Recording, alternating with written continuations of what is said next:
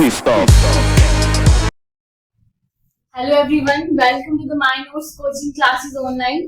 आज हम next start करेंगे सीलिया और फ्लैजिला। कल हमने राइबोसोम देखी थी ऑर्गेनली, और उसके पहले हमने देखा था कि मैंने आपको बताया था कैसे मैसेंजर आरएनए के ऊपर जब राइबोसोम अटैच होते हैं तो पॉलीसोम बनाते हैं। फिर हमने देखा था थाइलेकोइड्स के बारे में, ठीक है, और फिर क्लोरोप्लास्ट। आज हम स्टार्ट करेंगे सीलिया और फ्लैजिला के बारे में देखना है हमने, ठीक है। यस, तो cytoskeleton and elaborate network of filaments, proteinaceous structure consisting of microtubules, microfilaments, intermediate filaments, ठीक है। अब ये क्या बोल रहा है कि जो साइटोस्केलेटन है ये प्रोटीनेशियस स्ट्रक्चर है जो माइक्रोट्यूब्यूल, माइक्रोफिलामेंट्स और इंटरमीडिएट फिलामेंट से बना होता है, जो कि प्रेजेंट होता है साइटोप्लाज्म में, और इसको हम बोलते हैं साइटोस्केलेटन, ठीक है। अब साइटोस्केलेटन एक सेल है that is involve in the function. इसका ये नीट 2023 में क्वेश्चन आया था कि इसके फंक्शन क्या है साइटोस्केलेटन के, ठीक है। तो डायरेक्ट एनसीईआरटी की line I that helps in mechanical support, motility and maintenance of the shape of the cell. Next हमारे पास सीलिया एंड फ्लैजिला। अब एक सीलिया सिंगुलर को हम सीलियम बोलते हैं और फ्लैजिला सिंगुलर में फ्लैजिलम आता है, ठीक है। सीलिया और फ्लैजिला जो है वो हेयर लाइक आउटग्रोथ है of the cell membrane, and जैसे हमारा ब्रश होता है ना उसमें ब्रिस्टल्स होते हैं ना, सेम सीलिया उसकी तरह होते हैं, ठीक है।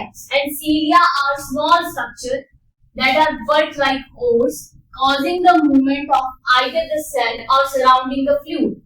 जो सीलिया की सराउंडिंग में और जहां वो प्रेजेंट है वो फ्लूइड को क्या करता है, उसमें मूवमेंट में रोल प्ले करता है, ठीक है। And flagella are comparatively longer. Cilia छोटे होते हैं और जो फ्लैजिला होता है वो लॉन्गर होता है। एंड जो फ्लैजिला है वो किसके लिए रिस्पॉन्सिबल है, फॉर द मूवमेंट्स, यानी कि ये मूवमेंट में रोल प्ले करता है। Prokaryotic flagella also possess flagella but these structurally different from that of the eukaryotic flagella. अब ये जो मैं एनसीईआरटी की लाइन एक बता रही हूँ ये डायरेक्ट क्वेश्चंस है, ठीक है। नीट में डायरेक्ट एनसीईआरटी बेस्ड क्वेश्चन आता है। तो बोले जो प्रोकैरियोटिक बैक्टीरिया है उसमें फ्लैजिला है, बट वो according with the help of इसका जो यूकैरियोटिक फ्लैजिला है उसके कंपैरिजन ये स्ट्रक्चरली डिफरेंट होता है, ठीक है। आप देखो ये हमारे पास इलेक्ट्रॉन माइक्रोस्कोपिक स्ट्रक्चर भी है, इसका एनसीईआरटी में दिया हुआ है, साइड देखना। और ये सीलिया और फ्लैजिला की डायग्राम है। ये हमारे पास पेरिफेरल माइक्रोट्यूब्यूल है, ये सेंट्रल शीथ है, और ये जो रेडियल स्पोक है, ठीक है। और ये सीलिया और फ्लैजिला का इसमें 9+2 अरेंजमेंट हमें यूकैरियोट्स में देखने मिलती है, ठीक है। और जो 0+1 अरेंजमेंट होती है एक, और 9+0 अरेंजमेंट होती है वो हमें इसमें नहीं देखने मिलती। तो यूकैरियोट्स में आपने याद रखना है 9+2 अरेंजमेंट। देखो ये 1 2 3 4 5 6 7 8 9 और 2 ये 9+2 अरेंजमेंट होती है, ठीक है। अब इसी डायग्राम को हम आगे देखेंगे क्या है इसके बारे में। यस, अब देखो इलेक्ट्रॉन माइक्रोस्कोपिक स्टडी ऑफ सीलिया और फ्लैजिला को जब हमने इलेक्ट्रॉन माइक्रोस्कोप में देखा that they are covered with plasma membrane से वो घिरा हुआ है, देखा ना आपने स्ट्रक्चर। उसके कोर को हम बोलेंगे एक्सोनीम। उसमें क्या हुआ, they possess a number of microtubules running parallel to the long axis and the axoneme usually has 9 doublets। अब देखो ये जो है ना ये दिया हुआ है, देखो डबलेट है 9, ये और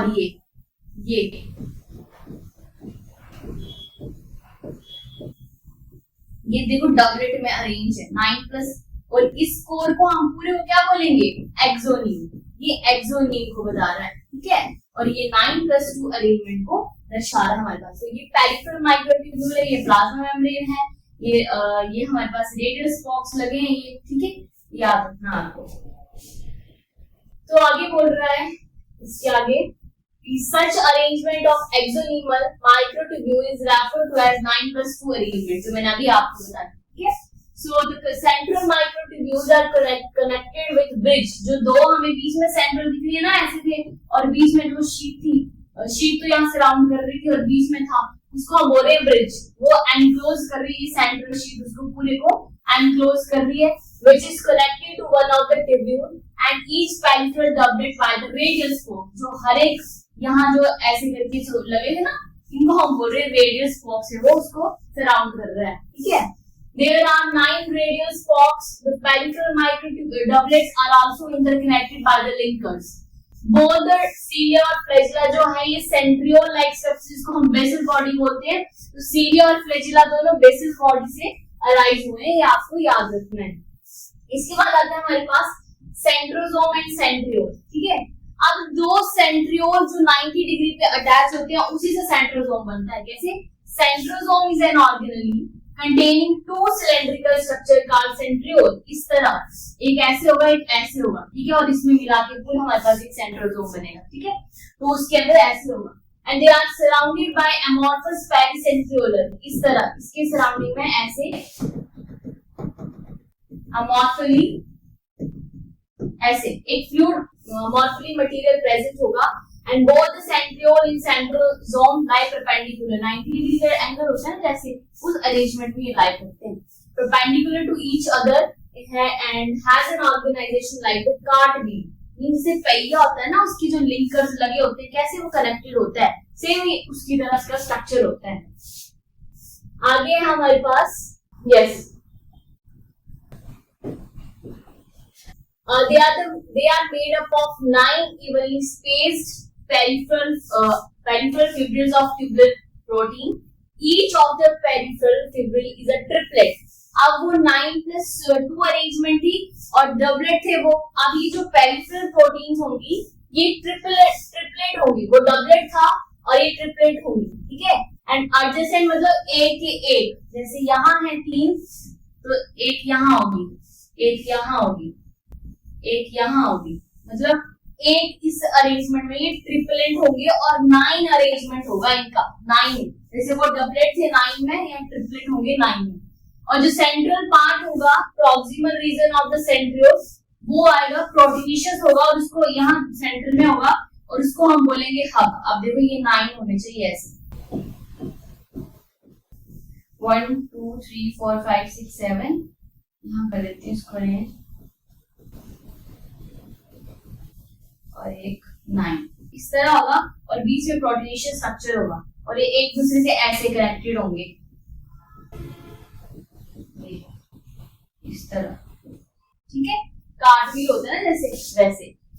अब मेरी डायग्राम ऐसे बनी है, एडजस्ट कर लेना आपको, ठीक है। which is connected with peripheral triggered by radial spokes of the protein and the central form of basal body of cilia and flagella, the spindle fiber that give rise to spindle apparatus. अब ये जो spindle fibre है ये spindle apparatus बनाते हैं during cell division. कब? और जो सेंट्रियोल है, सेंट्रियोल जो उसका जो फंक्शन है वो सेल डिवीजन करता है, ठीक है। और प्लांट में ये जो है सेल डिवीजन सेंट्रियोल प्लांट में एब्सेंट होते हैं, ठीक है। तो ये सेंट्रियोल जो है एनिमल्स में सेल डिवीजन का रोल प्ले करते हैं, ठीक है। और ये इसका स्ट्रक्चर है, एनसीईआरटी मैंने किया बट आपने इसको याद रखना है। तो इसमें 9+0 अरेंजमेंट होती है और प्रोकैरियोट में जो होती है वो सीलिया और फ्लैजेला की प्रोकैरियोट में 0+1 अरेंजमेंट होती है, ठीक है। तो आपने इसको याद रखना है। नेक्स्ट हमारे पास थोड़ा सा देख लेते हैं न्यूक्लियस, ठीक है। न्यूक्लियस को डिस्कवर किया था रॉबर्ट ब्राउन ने, ठीक है।